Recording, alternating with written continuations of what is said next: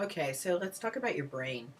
I use this analogy all the time with my clients, and it's just so clear and so simple on how you discipline the brain to be your companion.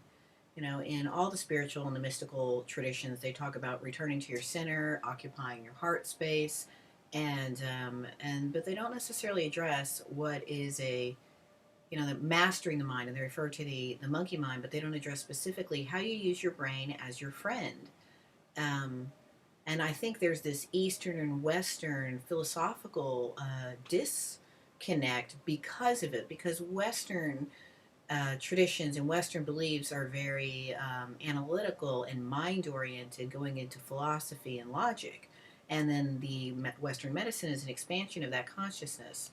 The Eastern medicine, as a metaphorical medicine in all these systems, and the practices of clearing the mind and returning to your center, teaches you how to discipline that space. But they've been referring to it as a monkey mind for a very long time. Um, I think in the West it might be easier to correlate the mind to being a puppy.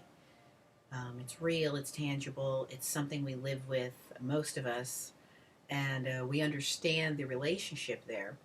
Your brain is just like the tree of life.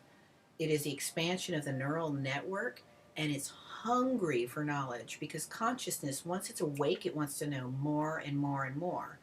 And this is your embodiment. This is what you're supposed to be expanding. We're supposed to be infinitely expanding constantly our consciousness and our cellular engagement. And if that's the case, then how do you work with a brain or a mind as a tool or as this puppy, so that you don't, so it's not this mystical philosophy. It's so very real and so very simple. You treat your mind like a puppy, just like you train a puppy. Your puppy, if you leave it at home alone, it's going to destroy stuff because it's bored. If you leave it with the same toys, it's going to start chewing up other objects in the house. If you give it the same types of food or the same behavioral regimen and attention, it too may have unpredictable behavior. Now, an old dog that's been trained and ordered and structured, just like adults, we learn to discipline ourselves and control our mind, but often to the effect of suppressing our emotions and making our bodies sick. Real simple thing to do is to daily take 5 to 10 minutes out of your day whenever you start, and you can do this a couple times a day, whenever you start to find yourself wandering and obsessing and getting stuck in thought patterns. Literally just feed your brain, just like you give your puppy a snack. It's coming up and it wants to bother you, and it's like, hey, give me attention, but you're working, you got other stuff to do.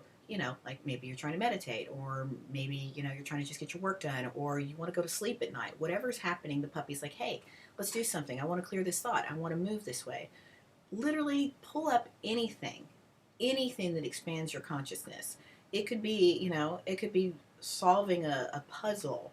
What I do is I'll just, pull up a Google Talks or something on YouTube, whatever it may be, and go, well, let me see what's on my stuff. Let me just watch it. Oh, wow, that's awesome. I'm like, that's all I needed. And I feed it that snack, and then it stops looking for entertainment. So you won't sit there and try to pick at your relationships, pick at your children, obsess about your work, obsess about your, any of you, what you may perceive as a failure or an accomplishment. It'll also get you right back on track if you're stuck in your own ego, where you're like, oh, well, aren't I amazing? Look at what I did over here, and look at how much money I made over there, and look at all these false senses, spaces of embodiment. I use that term loosely in that context. Um, Anyway, but just treat your brain like a puppy. Give it a snack. Train it. It wants training. It wants discipline, and it loves you.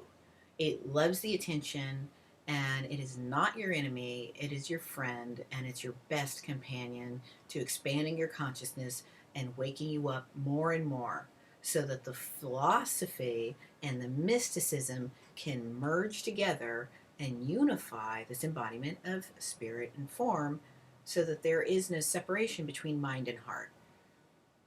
That's it. Feed your puppy.